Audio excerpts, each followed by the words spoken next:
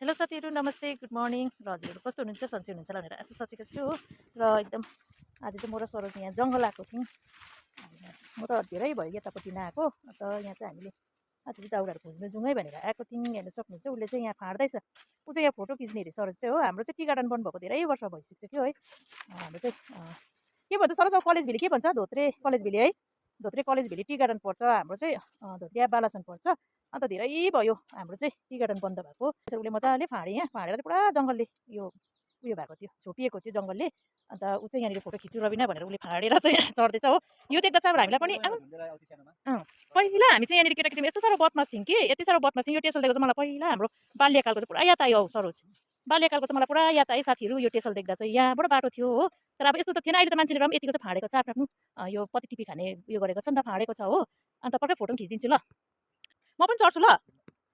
म यहाँनिर अब साथीहरूलाई सेयर गर्छु। म यहाँ हामीले बाल्यकालमा चाहिँ कसरी खेल्थ्यौँ भन्दा चाहिँ नि यो चाहिँ यति साह्रो सम्झना रिमेम्बर छ कि मेरो लागि चाहिँ। यहाँनिर चाहिँ हामी केटाकेटीमा आएर झुन्डिन्थ्यौँ। तलनिर हाम्रो एकजना बडा सुब्बा बडाले गर्नुहुन्थ्यो नि यहाँनिर कि हामी चाहिँ केटाकेटीमा झुन्डेको होइन यहाँनिर।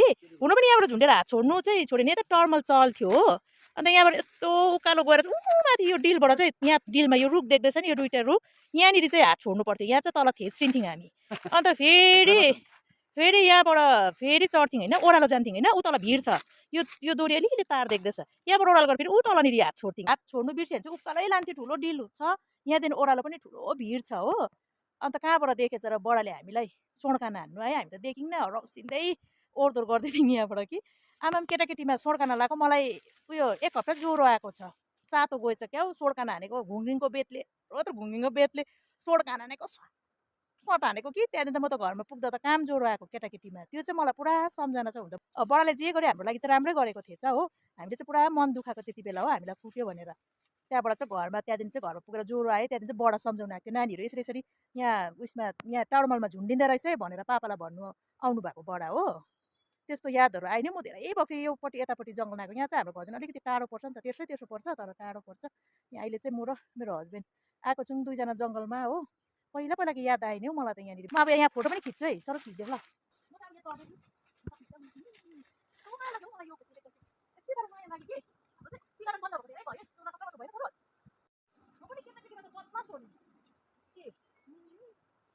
भिडियो हुँदैछ है। यहाँ चाहिँ हामी पुरा चक्कर गरेको यो चक्का यहाँबाट घुमेर यो तार यसरी सर्थ्यो हो। यस्तो याद आयो नि। त्यो खिच्देऊ न यो चाहिँ हाम्रो कति नम्बरको पो भन्थ्यो यो 2 नम्बर टेसल 2 नम्बरको खुट्टी भन्थ्यो यो हो। यहाँ पनि ड्युटी हुन्थ्यो यो हाम्रो लेबरहरूको है। यहाँ पनि हुन्थ्यो पिएलमा पनि गऱ्यो त है। यहाँ कति ड्युटी गरेको कस्तो याद आयो मलाई साह्रो माया लाग्यो टेसलको चाहिँ।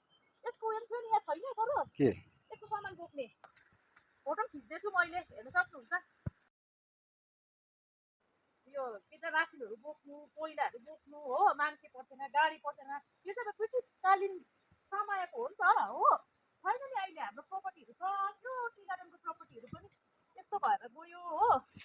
घिर्लिङ थियो पहिला घिर्लिङबाट चियापत्तीहरू बोक्नु पर्दैन गाडीमा बोक्नु पर्दैन सही चक्का लग्यो चक्कामा हाली पठायो सिधै गोदाम पुग्छ। त्यो चाहिँ हाम्रो अब ब्रिटिसकालीन प्रोपर्टीहरू थियो छैन सक्यो है साथीहरू। हाम्रो चाहिँ अब दार्जिलिङको टी गार्डन एरियाको यस्तो भएको चाहिँ सम्पत्तिहरू हेर्न सक्नुहुन्छ। पहिला त गुड्री कम्पनीको थियो हो। गुड्री कम्पनी हुँदा त राम्रो थियो त्यहाँदेखि त पछि पछि के कम्पनीहरू आउनु थाल्यो त्यहाँदेखि त खत्तम भयो हाम्रो टी गार्डन। सँग यो राते पनि आउँछ त्यसलाई चाहिँ हामीले पालेको नि चाहिँ आएको है आएको 4-5 महिना भयो हो। एकदम वफादार छ हो यो सिधा पनि छ हो। ए हामीलाई पुरा पछ्याउँछ यसले। कि भाइ फोटो खिचौँ ल हामी दुईजना ल। यता यता राते राते राते यो रुख के मजाको भयो के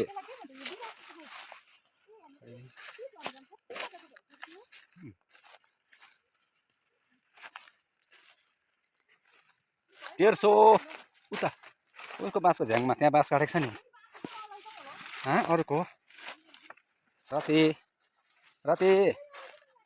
अन्त मैले भने त अघि तिमीले माथिबाट भन्दै थियौ यहाँ छ भने त अन्त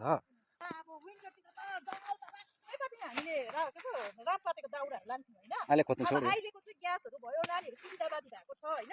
यी जङ्गलमा खोज्दै पर्दैन यी दाउराहरू यहाँ लडी पत्थर भइरहेको लडी पत्थर भइरहेको सुक्खा खुट्टाहरू होइन लोग्यो बालिहाल्यो लगी बालिहाल्यो हो। यी दाउराहरू हेर्नुहोस् यहाँ पत्थर भइरहेको छ। अब पहिला त पढाइले उयसको नि हौ दाउरा टिपेर के को के को ला उयो रामपाते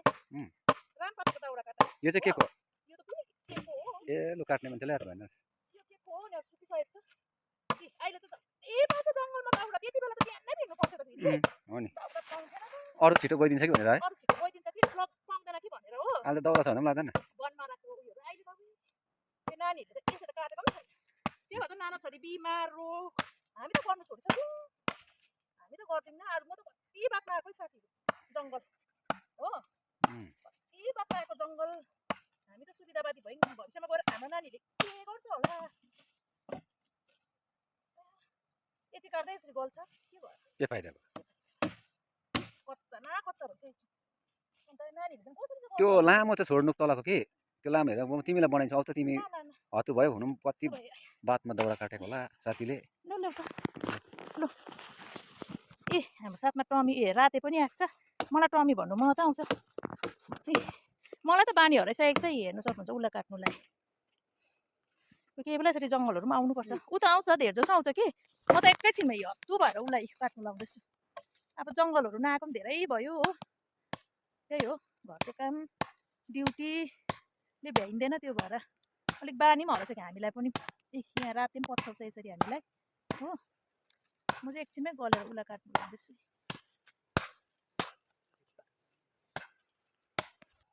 र आजको मेरो सर्ट भिडियो चाहिँ तपाईँहरूलाई के कस्तो लाग्यो मन पराइदिनुहुन्छ भनेर आशा राखेको छु